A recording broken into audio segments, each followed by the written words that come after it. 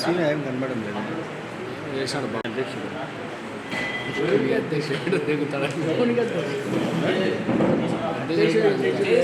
అయిపోయినాయి.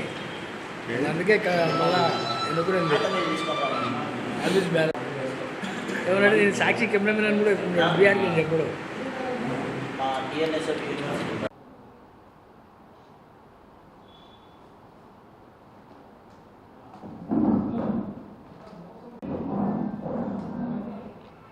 నా పేరు సల్కాపురం అమృత్ కుమార్. యోగవేణ విశ్వవిద్యాలయ రీసెర్చ్ స్కాలర్, అప్లైడ్ మ్యాథమెటిక్స్ డిపార్ట్మెంట్లో నేను రీసెర్చ్ స్కాలర్ని. సో ఈరోజు ముఖ్యంగా సమావేశానికి మేమందరం రావడానికి ముఖ్య ఉద్దేశం ఏంటంటే, యోగవేణ విశ్వవిద్యాలయంలో అక్రమంగా నియమించినటువంటి అవుట్సోర్సింగ్ కాంట్రాక్ట్ ఇతర ఉద్యోగస్తులను వెంటనే తొలగించాలనేది మాకు ముఖ్య ఉద్దేశం. గత ప్రభుత్వంలో 2019 నుంచి జూన్ 2024 మధ్యలో ఎంతోమందిని అక్రమంగా నియమించడం జరిగింది.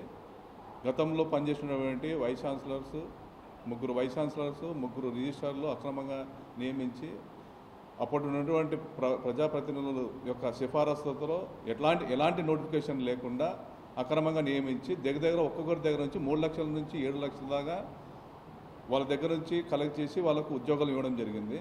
ఎంతోమంది పేద విద్యార్థులు చదువుతున్నటువంటి యోగవేణ విశ్వవిద్యాలయంలో అధిక ఫీజులు కలెక్ట్ చేసి వారి ద్వారా వచ్చినటువంటి ఫీజులను ఇలాంటి అక్రమంగా నియమించినటువంటి వాళ్ళకి ఇవ్వడం అనేది మేమందరం వ్యతిరేకిస్తున్నాము టీఎన్ఎస్ తరఫున. కాబట్టి ఈ విద్యార్థులు ఏవైతే ఫీజులు కట్టినటువంటి ఉంటాయో అవి విద్యార్థులకే ఉపయోగించి వారి యొక్క భవిష్యత్తును ముందుకు తీసుకుపోవాలనేదే మా ముఖ్య ఉద్దేశం. ఓకేనా?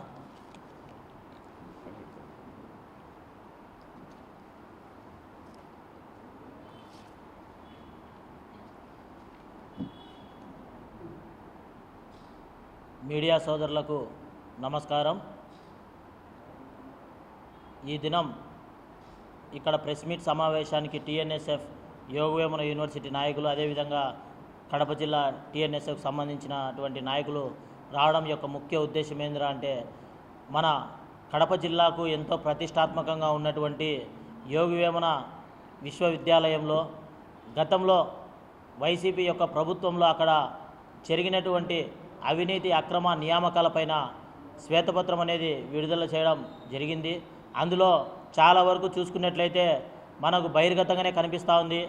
గత వైసీపీ ప్రభుత్వంలో ఉన్నటువంటి ఎమ్మెల్యేలు, ఎంపీ వాళ్ళ యొక్క సిఫార్సు మేరకే అక్కడ నియామకాలు జరిగినట్లుగా మనకు ఆర్టీఐ ద్వారా క్లియర్ కట్గా ఇన్ఫర్మేషన్ అనేది మనకు రావడం జరిగింది.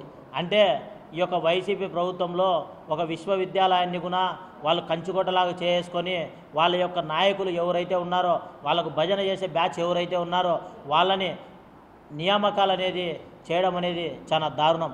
ఎందుకంటే ఎంతోమంది నిరుద్యోగులు చాలామంది ఉన్నారు.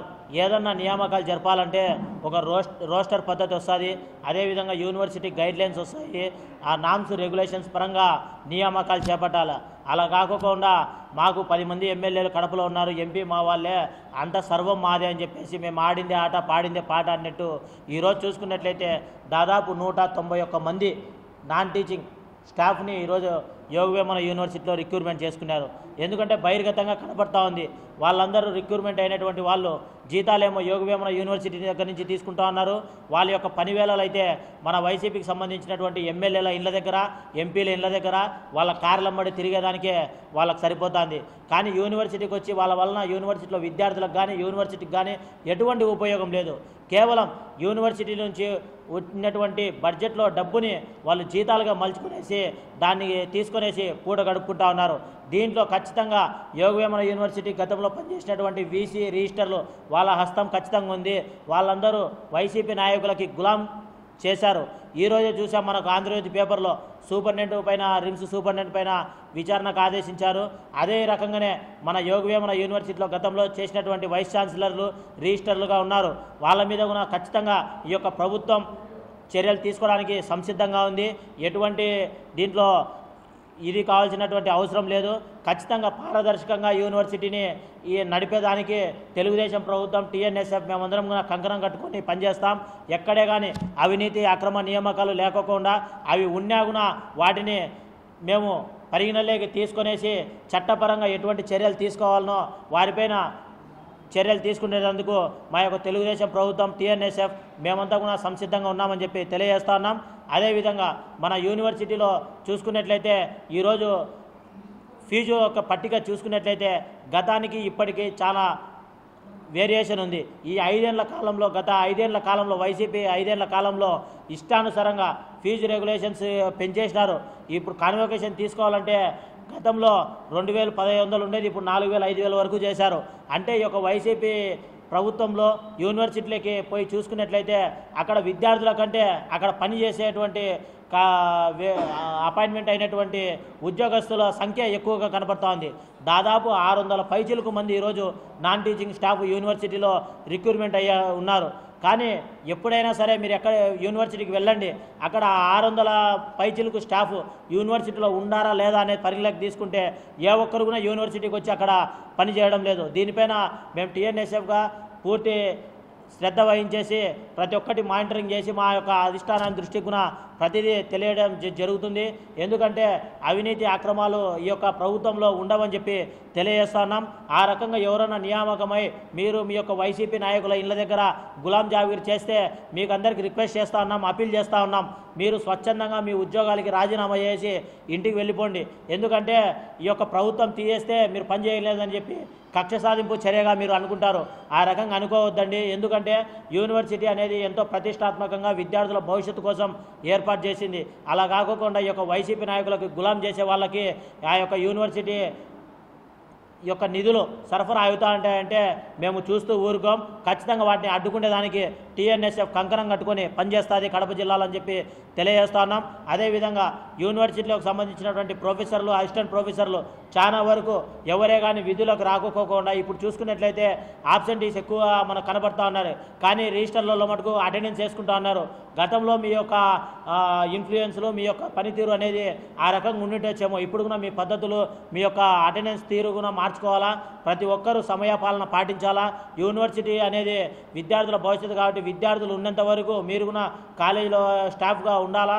అక్కడనే మీ యొక్క టైమింగ్స్ ప్రకారం అక్కడనే ఉండి తీరాల్సిందని చెప్పి మేము డిమాండ్ చేస్తున్నాం. అట్లా లేని పక్షంలో ఖచ్చితంగా చర్యలు అనేది ఖచ్చితంగా ఉంటాయి. ఇప్పటికే వేల కోట్ల రూపాయలు ఈరోజు యూనివర్సిటీలో దారి మల్లుతూ ఉంది. దాదాపు ప్రతి సంవత్సరం చూసుకున్నట్లయితే ఆడిట్ రిపోర్ట్స్ పరంగా 2,50,00,000 ఈ యొక్క అక్రమ నియామకాలు చేసినటువంటి వాళ్ళకు జీతాలు ఇస్తూ ఉన్నారు. వాళ్ళు వచ్చి యూనివర్సిటీలో పనిచేసేది లేదు, ఏమీ లేదు. ఈ రకంగా తంతు కొనసాగుతోంది. వీటిని అరికట్టే బాధ్యత తెలుగుదేశం పార్టీగా మేము తీసుకుంటా ఉన్నాం. ఖచ్చితంగా అరికట్టడం తొందరలోనే అని చెప్పి తెలియజేస్తా ఉన్నాం. అదేవిధంగా గతంలో ఏ రకంగా అయితే గవర్నమెంట్ రిక్రూట్మెంట్ జరుపుతూ ఉందో అదే పద్ధతిలోనే ఆప్కాస్ సిస్టమ్గానే రిక్రూట్మెంట్ చేయాలని చెప్పి మేము కూడా డిమాండ్ చేస్తూ ఉన్నాం. ఈ యొక్క ప్రైవేట్ కంపెనీస్ కొన్ని వచ్చేసి వాళ్ళు కాంట్రాక్ట్ ఏజెన్సీస్గా తీసుకునేసి రిక్రూట్మెంట్ చేస్తూ ఉన్నాం. వాటన్నిటిని రద్దు చేయాలని చెప్పి కోరుతా ఉన్నాం. ఆ దిశగా మా యొక్క అధిష్టానానికి కూడా మేము రిప్రజెంట్ చేసుకుంటాం. భవిష్యత్తులో మంచి రోజులు కడప జిల్లాలో యూనివర్సిటీకి రాబోతున్నాయి. ఇప్పటికే చూసినాము మన కడప యోగవేమన విశ్వవిద్యాలయం ఇప్పుడు చూసుకున్నట్లయితే విద్యార్థుల నిష్పత్తి రేట్ అనేది పెరిగింది. 3 నెలల కాలంలోనే చాలామంది యూనివర్సిటీకి స్వచ్ఛందంగా అడ్మిషన్స్ కోసం వస్తూ ఉన్నారు. ఒక మంచి పరిపాలనలో ఈరోజు యూనివర్సిటీ ఉందని చెప్పి విద్యార్థులు ఆశాభావం వ్యక్తంతో ఉన్నారు. కాబట్టి ఖచ్చితంగా ఇటువంటి అవినీతి పురుగులు, అవినీతి చెడులు ఎవరైనా ఈయన యూనివర్సిటీలో ఉండి తలదాచుకొని ఉండి మేము ఈ రకంగానే కొనసాగుతామంటే మేము ఉపేక్షించేదానికి సిద్ధంగా లేము. ఖచ్చితంగా మీపైన చర్యలు తీసుకునేదానికి, మిమ్మల్ని యూనివర్సిటీలోంచి మెడబెట్టి బయటికి గెంటేదానికి మేమంతా సిద్ధంగా ఉన్నామని చెప్పి తెలియజేస్తాము. ఎవరైతే చేతివాటం ప్రదర్శించేసి ఈ యొక్క ఉద్యోగాలు ఇస్తామని చెప్పి దాదాపు మాకు కొంతమంది మా దృష్టికి వచ్చారు. 3 లక్షలు 5 లక్షల డబ్బులు ఈ రకంగా తీసుకునేసి మాకు ఏం నిరుద్యోగులు కొన్నాము, మాకు ఏదో తీసుకునేసి ఉద్యోగాలు ఇచ్చినారని చెప్పి వచ్చారు. కానీ వాళ్ళకు కూడా మేము ఒకటే చెప్తా ఉన్నాం, మీరు అట్లా ఇవ్వడం అనేది తప్పు.